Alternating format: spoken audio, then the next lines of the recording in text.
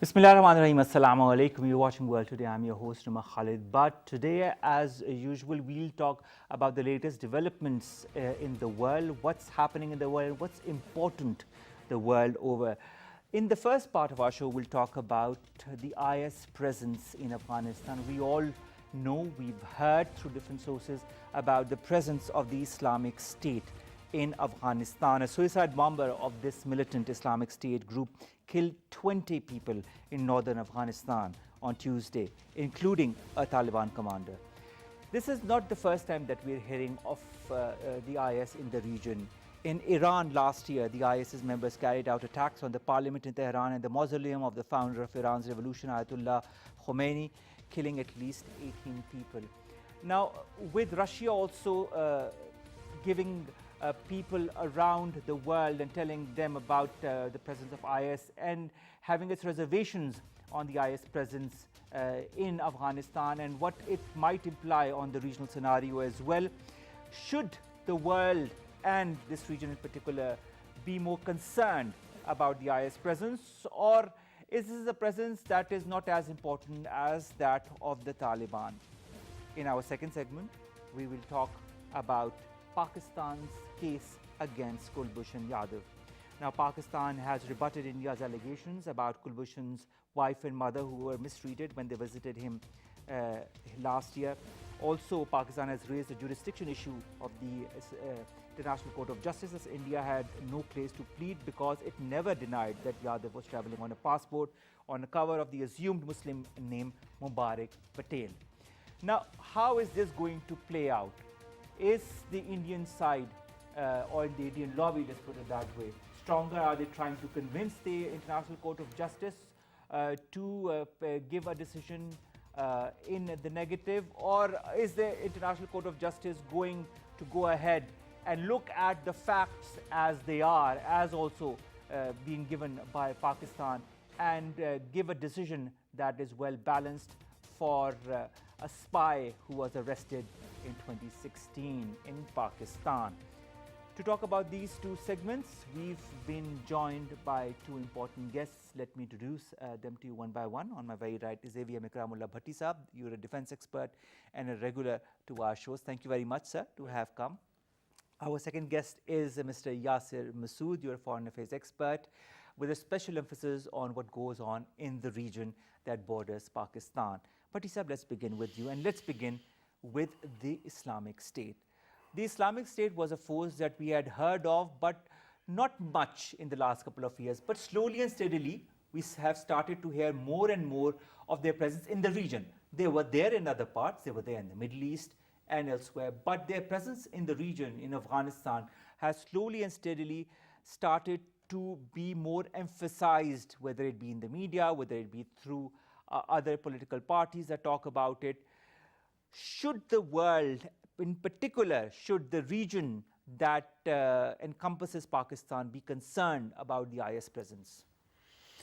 Most definitely, the region needs to be concerned because, as you know, the genesis of IS started from Iraq and Syria, and after it was defeated over there, its major elements moved to Afghanistan, while the Russians maintained that the Americans assisted them, and they said to have seen unmarked helicopters lifting these IS remnants and positioning them in eastern Afghanistan, bordering Pakistan.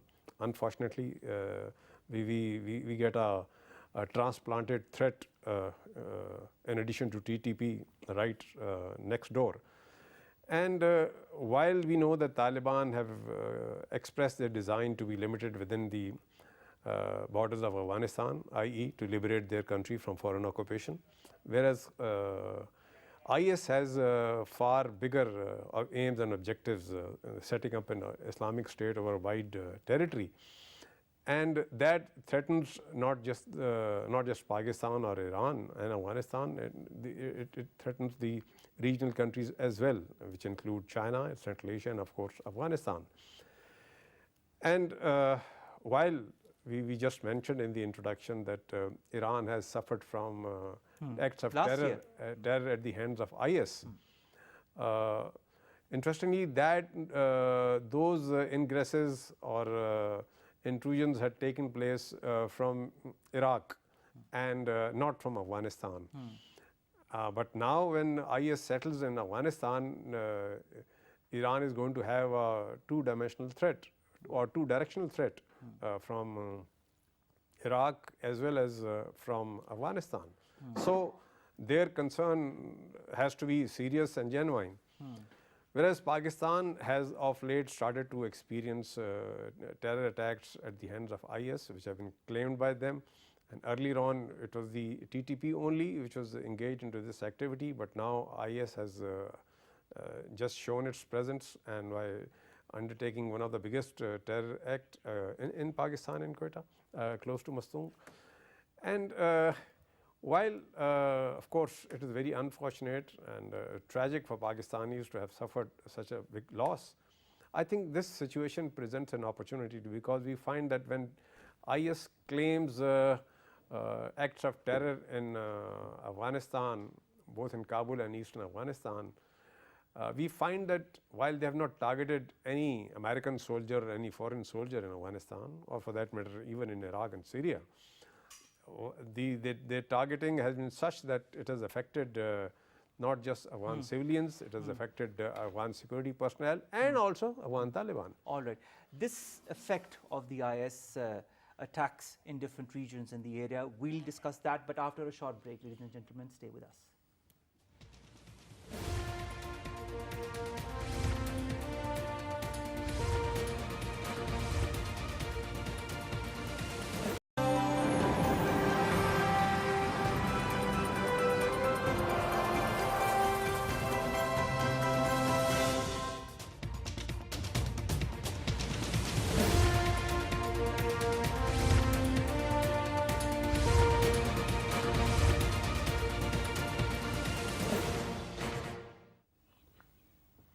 Welcome back. You're watching World Today. I'm your host, Khalid. And before the break, we were talking about the presence of the Islamic State in Afghanistan, its implications on the region, on countries like Pakistan, also on Iran, where the IS had attacked, but through Iraq, as AVM Bhatti Sahab had said. Now, Bhatti Sahab, before the break, you were telling us about the implication, the regional implications of a party, of a militant organization such as the Islamic State. How diverse and how long-reaching are these impacts going to be if they are not controlled? If they are not controlled, certainly they are going to reach out within the region. And as we just talked, Pakistan is at the moment the first victim outside Afghanistan of the IS based in Afghanistan. And while these incidents in Afghanistan, which have happened in the last 4 to 6 weeks, are very unfortunate and tragic, but they do present an opportunity because, as I just mentioned, these incidents targeted not just Afghan civilians, they also targeted Afghan security people as well as Afghan Taliban, which ought to bring the Afghan security forces and Taliban together against the IS, which I think eventually will happen because they will have a common because enemy. Also the Afghan government is like talking to bring the Taliban on the forefront for talks. Certainly, for peaceful and applications in the Pakistan has not lately suffered very serious attacks, and we know that the Americans have acknowledged the presence of IS in Afghanistan, while the Russians maintain that the Americans are responsible for it. But at the moment, we find that the Americans have a sufficient actionable control within Afghanistan, and if they acknowledge the presence of IS over there, and we also know that they did drop the mother of all bombs on IS hideouts, in which interestingly 12 to 15 Indians also died. So with that in view, now when IS claims their biggest ever terrorist act in Pakistan in terms of casualties, I think Pakistan ought to raise this issue not with Mr. Ashraf Ghani but with USA. All right. Because USA is currently responsible for Afghanistan. They have acknowledged the presence of IS over there. They are already taking action over there. And this is a cross-border act of terror. a border where the USA is in control. They have forces over there, and they are already taking action against IS. And if Pakistan is to raise a protest besides UN Security Council, I think it is the government of USA with whom Pakistan should be talking and making this protest as to why is it that IS is being allowed to undertake such acts of terror in Pakistan. All right. And of course, we also know that last week we had this conference of heads of intelligence of Russia, China, Iran, and Pakistan in Pakistan, which does clearly indicate the seriousness of the issue, the realization and the understanding of the issue that these important people have gotten together. And I think to common knowledge, I think there was a single point agenda, that is the emanating threat of IS in Afghanistan. And that was followed by the visit of the Iranian CGS. And I'm sure in that visit, the threat of IS must have come into discussion, and the aspect of intelligence sharing, management of the border, and of course taking a joint action against this threat before it spills over out into the regional countries. And I think the regional countries, especially the bordering countries, are very well aware of this threat, and they are now trying to tackle it in the best way possible. And certainly. I think this meeting that was recently held of the intelligence chiefs is one of the steps in the right direction. Yasir, intelligence sharing, border management, how important is it for controlling elements such as the IS? Bismillah ar-Rahman ar-Rahim. I think both are very important. Considering the fact that, as just explained by Bhatti Saab, that the amount and the gravity of the threat which is prevalent over there in Afghanistan, and we can have spillover effect. I mean, not only Pakistan, but we could be the first victim because it is close to the border of Pakistan. But before answering your question, I would like to comment upon one thing, that when we talk about such phenomena, such threats of IS or Daesh or Talibanization, I think so that we have to dig it out a bit deeper. That first we have to go turn the clock back to the history, and we have to realize and we have to ponder over this fact that how such phenomena came into being in the first place. It started off in the whole Middle East, and then suddenly we saw that there was a kind of migration of extremism and terrorism. There was an import and export started in the whole world. So first thing is, like, I mean, I have said it many a times, that in the whole Middle East, repressive policies of Israel coupled with US policies over there actually gave birth to extremism and terrorism. All right. Then same ideologies were transferred to this region. Now if you see, if we go back to the time of Mujahideen, now you see these same Talibans, they were the same people with same culture, with same traditions, with same norms and taboos, with same religion. They were the best people of the world. They were rewarded with gifts, they were branded with by the US, that by is. the US, and they were highly appreciated. equated with the American forefathers. Exactly, because of the because of their services for the US, because they were at the forefront against the Soviet Union. Now the same people transformed into terrorists. You see how the things twist over time, how ideologies change over time. Now the problem is exactly the same way what happened in the whole Middle East. These extremist ideologies and their supporters and their believers, they were left unabated, they were left uncontrolled, and then it created a whole mess in the whole Middle East. Same is going to happen, God forbid, same will happen in this region if they become uncontrollable. Already by the time of Mujahideen until now, if we see, because they were given certain trainings, they were trained, they were given ammunitions, and then US went back. So these people, And they left them to their devices, and exactly, that is where and all these this people happened. in the meantime, they nurtured with these kinds of ideologies in this region. The problem is that again the same thing would happen. US would use them for their own ferocious motives and would back off from this region. So there would be a kind of spillover effect on Pakistan and the whole region. So, but the problem is, for now, I think so that we have exercised this kind of, we have been through this. If we take the example of the whole Middle East or elsewhere in the world or in the Muslim world. So we have to work beforehand for this, for this mess which is in brings place. me to intelligence sharing and border management. Exactly. Intelligence sharing is very important because you see there are concerns from Iranian side as well. They're quite worried about it. There were delegations coming to Pakistan and there are alarming signs for Iran. On the other side, Russia is very much concerned. And why Russia is concerned? Because at the moment we see Russia and China, both of them, as a very important regional stakeholders in this region. And if Russia wants to have, they have ambitions to have a better economy in this region, and for that very purpose, it's a prerequisite that there has to be peace and tranquility in Afghanistan. The problem is, I want to,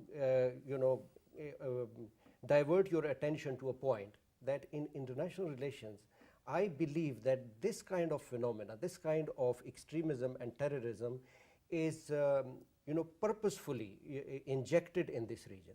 Because you see, if With which aim? With the aim, because as I mentioned, that for better economic position of the region, there is a prerequisite. For whom a better economic position, but for whom? Because we believe that this century belongs to Asia, and this whole region would flourish because of better economic standing. And you see, because of China as as an emerging economy, second largest economy of the world, Russia is doing very well with its economy. It will have its positive implications for the whole region. So if there is turmoil, if there is chaos, if there is unrest in Afghanistan, it will have its negative, drastic implications on the entire region. So one theory is that to destabilize the region, destabilize the economic progress that is happening in the region. Absolutely. So this is one view of different experts. The other is, like as you just mentioned, that we have to take examples, and for this whole region, I believe that regional cooperation is very important, because this is no more unilateral anymore, because this is transnational. This is an act which will have its spillover effect over the entire region. So if you talk about Pakistan alone, Pakistan would not only be the victim, there would be other countries as well, that this phenomena would succumb other countries into its fold as well. So for that very purpose, I think so, there has to be a full spectrum strategy from all the regional stakeholders, especially from China and Russia and from Iran as well as from Pakistan. There has to be a mechanism that how to control this extremism and terrorism which is breeding and nurturing in Afghanistan. All right. This full spectrum of cooperation under the present circumstances where the IS is gaining foothold and the Taliban are also present there, but the Taliban have been offered talks, so maybe this is one element that is being put on the side, and the IS are on the forefront when it comes to creating havoc in the region. Now, with countries and the relationship that Pakistan has with India and with Afghanistan, which is a blow-hot, with India it's blow-cold, but with Afghanistan it's blow-hot, blow-cold kind of an environment.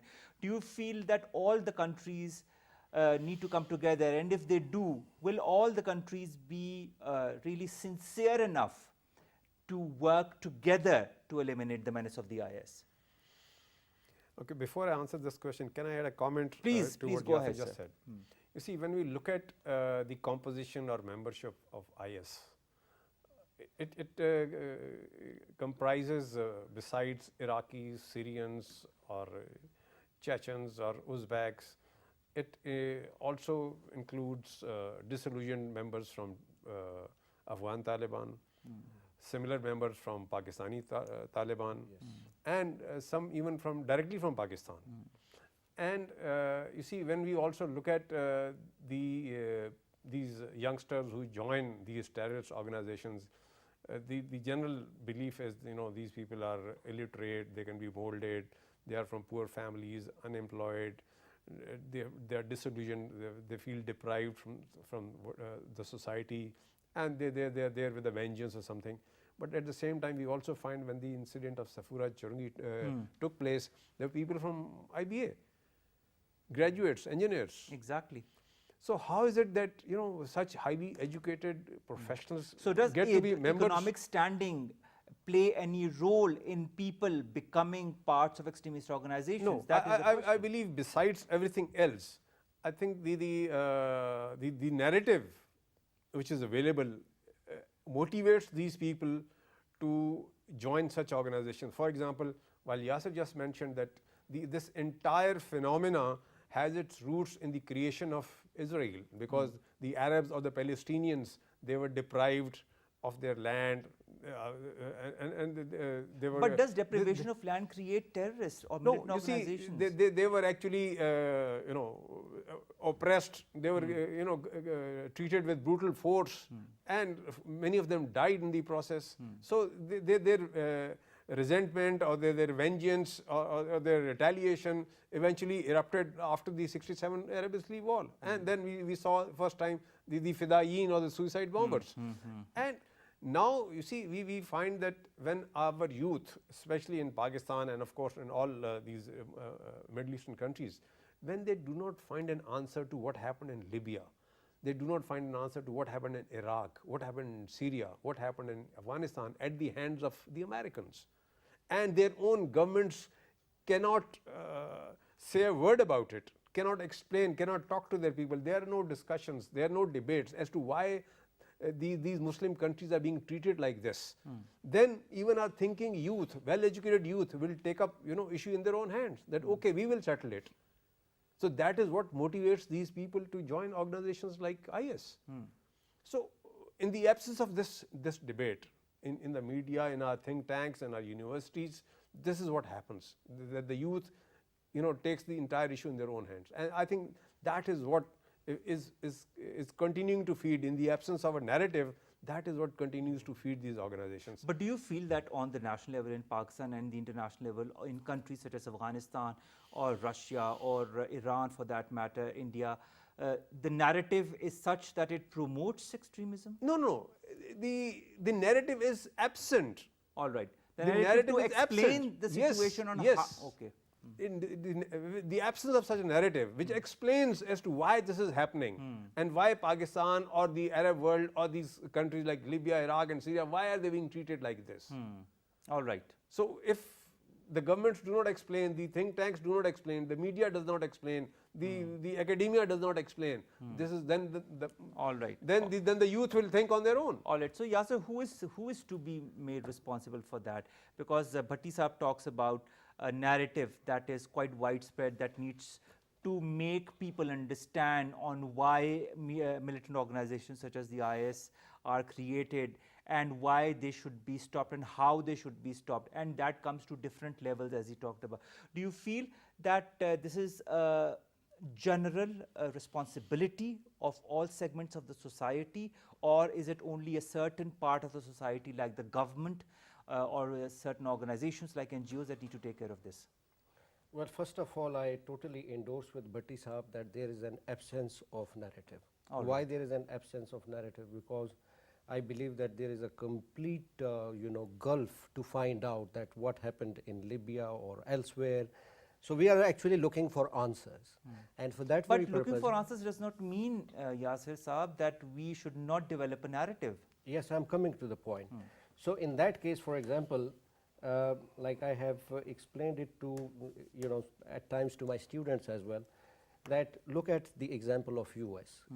You see, they first of all they work on narrative. See what they did before the Iraq war. They created a narrative. They joined allies with them, and then they had a go at Iraq. What happened in 9/11? After 9/11, the security situation, the security paradigm of the world was, it changed upside down. There were new connotations, there were new definitions to the state relationship, to the security, definition as well. But eventually, and more or less what they do is that they create a kind of a ground, a legitimate ground for their actions. And then after, once the ground is ready, they start, put an application to their actions. What we are doing here is that there is a dire need to create a narrative. When we talk about a narrative, I understand that this is that is something which will take its time. It's a long-term procedure, because we do not have a magic wand that out of the blue moon a narrative can be created or a narrative can come into It place. takes its time, It but takes then its time. you need to Yes. make it. You need to make the effort Of to make course, that we have narrative. to start it from somewhere. And if you ask me that if government is responsible or the whole society is responsible, obviously the whole society is responsible for creating such narrative. Because being an academician, you know, I come across different students who have sympathy towards such extremist ideologies. All right. And it's just like a shock to me that how come, you know, these graduate students who are studying in leading universities. Like we talked about the Safura incident of Safura those incident. who were involved so in the, it. So the problem is that we have to start from the scratch. And the scratch is that we have to inject this kind of narrative, a counter narrative in our education system from the grassroots level, which gives this proper definition that what our religion is all about and how we, you know, the religion are misinterpreted and used against the people who are extremists or terrorists. So from there we have to start. Now, obviously, for example, if we talk about Pakistan, we have devised national action plan, and the work is going on. There are some obviously there are few things in national action plan in which things are not being carried out in true letter and spirit, which needs more explanation. But obviously, civil society, academia, think tanks, we all need to club together. We all need to work together for such a for such a humongous mess. But Yasir, this brings me to the question: the IS is no new phenomenon, nor is the Talibanization or the Talibans for that matter. Why do you say the narrative needs to be developed? It's not as if it's something that has popped up all of a sudden. It's something that has been there since so many years. Why isn't a narrative being made then? Exactly, because there is so much confusion and chaos. Because in this day and age, when we see at all these extremist organizations, I believe it's a kind of hybrid warfare.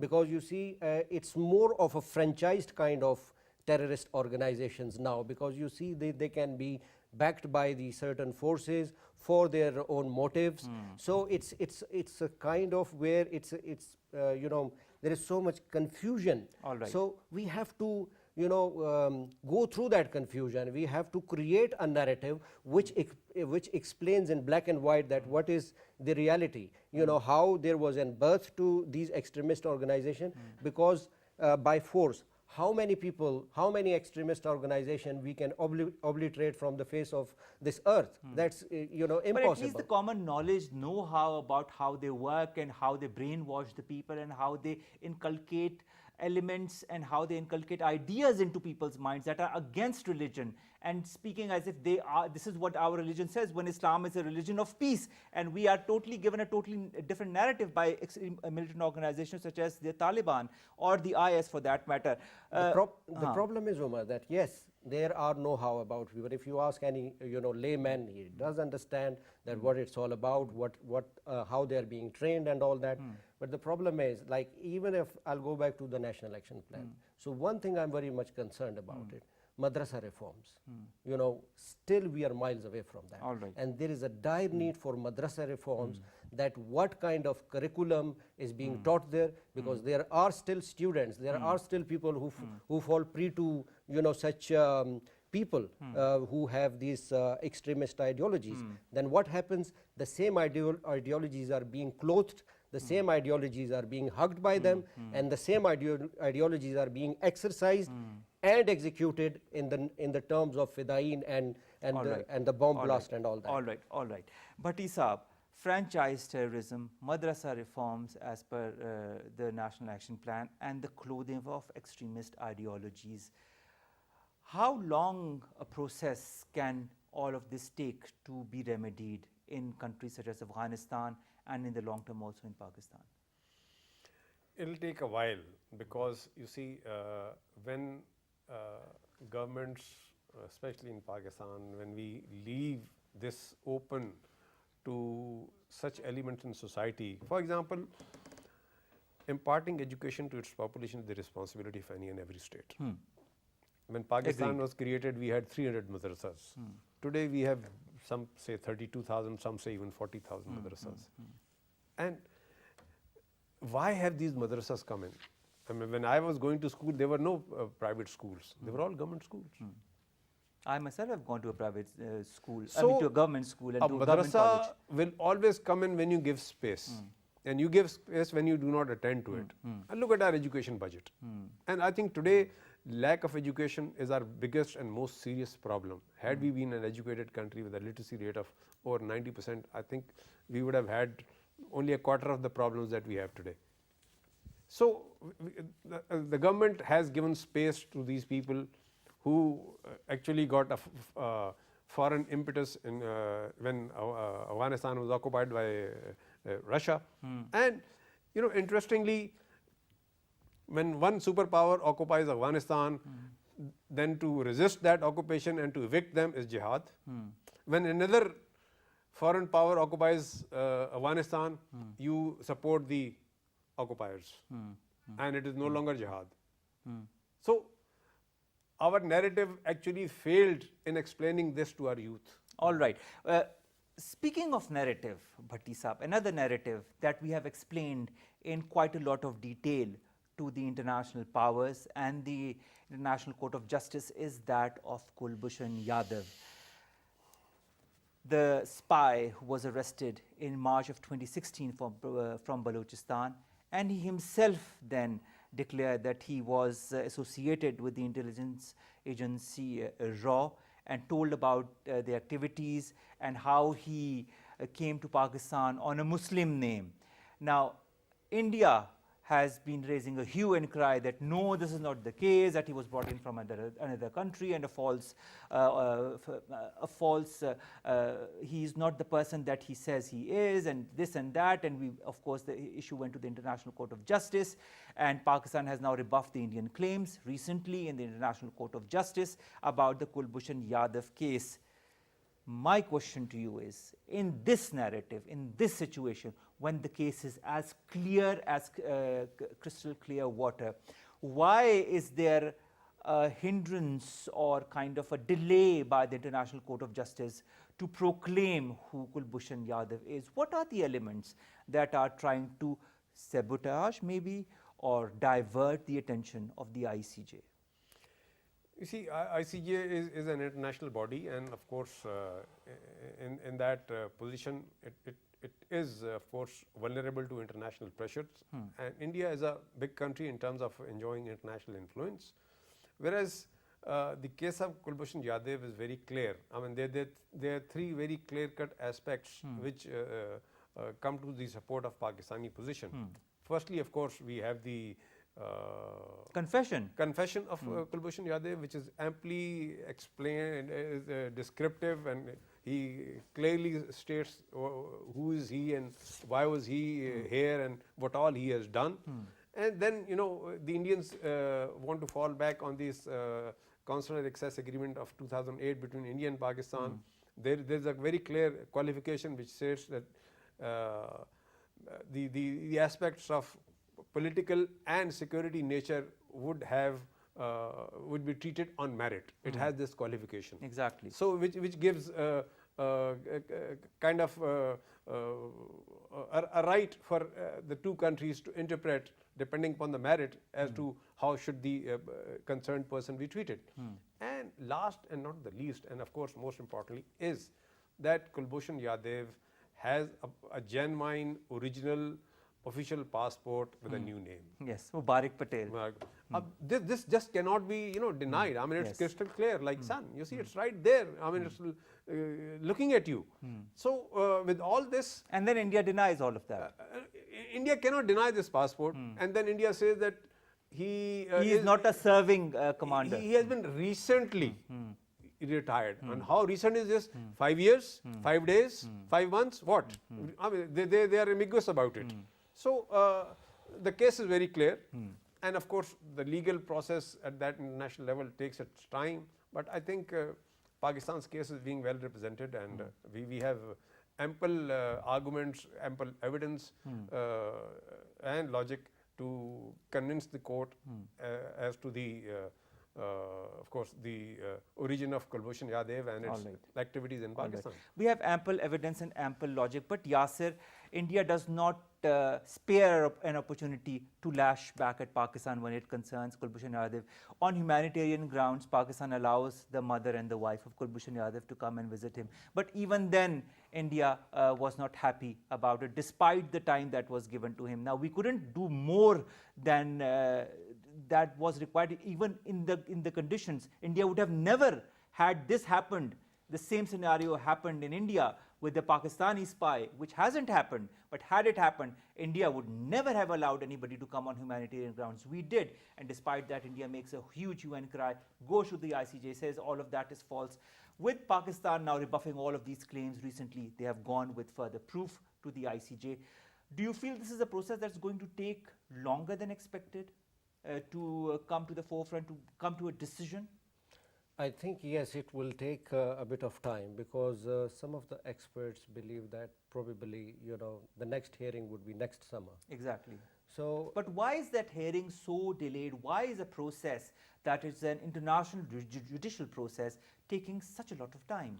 Because you see, it's beyond comprehension that everything is crystal clear. Exactly. Everything is in the black proof and is white. there, the statements are there, the confessions are there.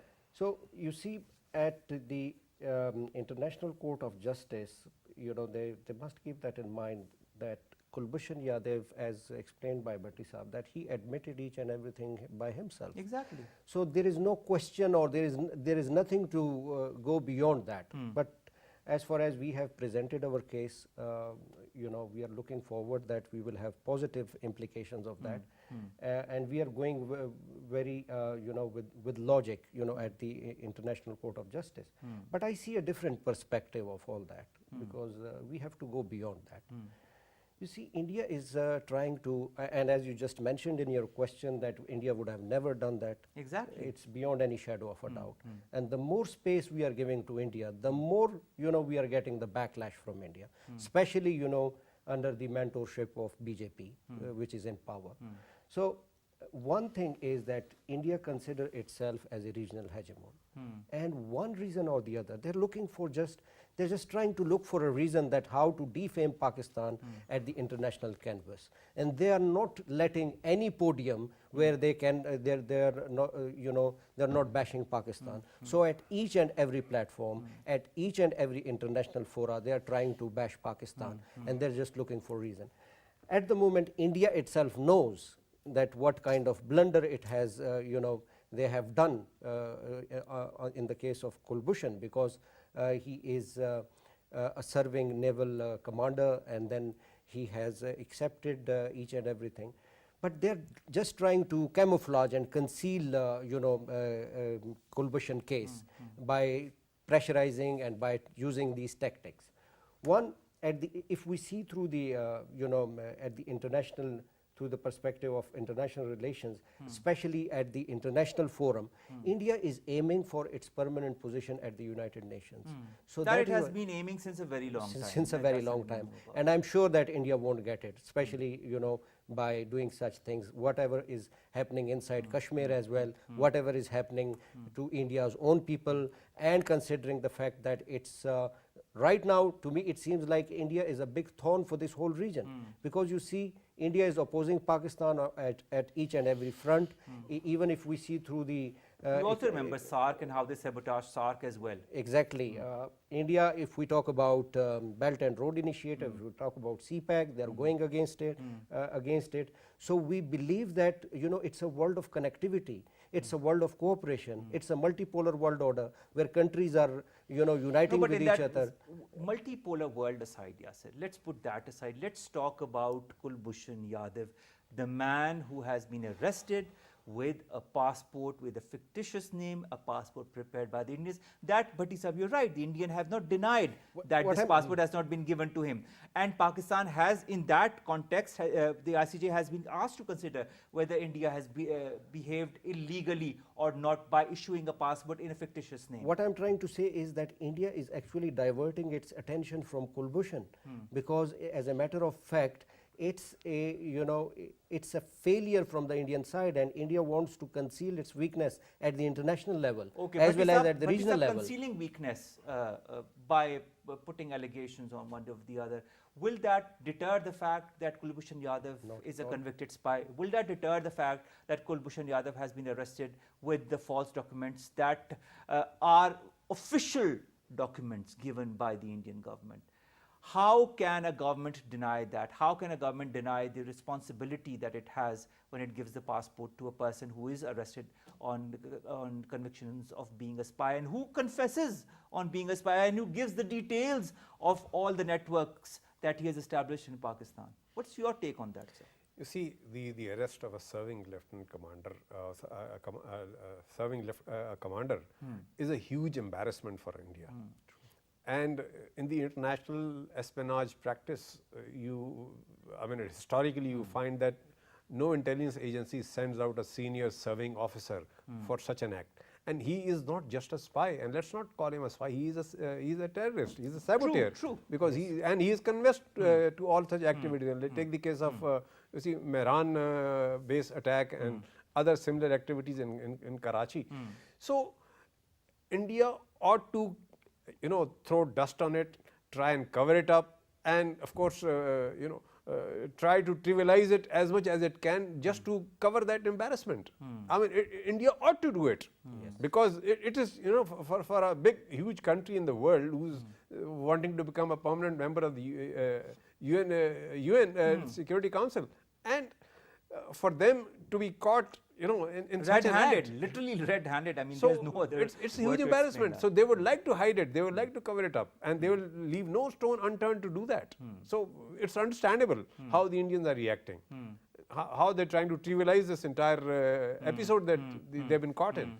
So it's that is true. Trivializing they are, but in the wake of all the facts and all the submissions that have been given, despite the counter submissions by India, I'm sure that next year, when the next hearing is fixed, that inshallah the International Court of Justice will come with a decision that is just, that is reasonable, and that is based on the facts and figures that have been given by Pakistan. I'm sorry, Yasir, can't take any more questions. We're out of time. Ladies and gentlemen, we talked about narrative, whether it be the narrative concerning militant organizations like the Islamic State, or the narrative when it concerns terrorists and spies arrested in Pakistan, such as Kulbhushan Yadav. The narrative has to be strong, and the narrative has to be based on facts, and action needs to be taken as it is being taken. We'll be back inshallah tomorrow with another show. Take care of yourselves. Allah Hafiz.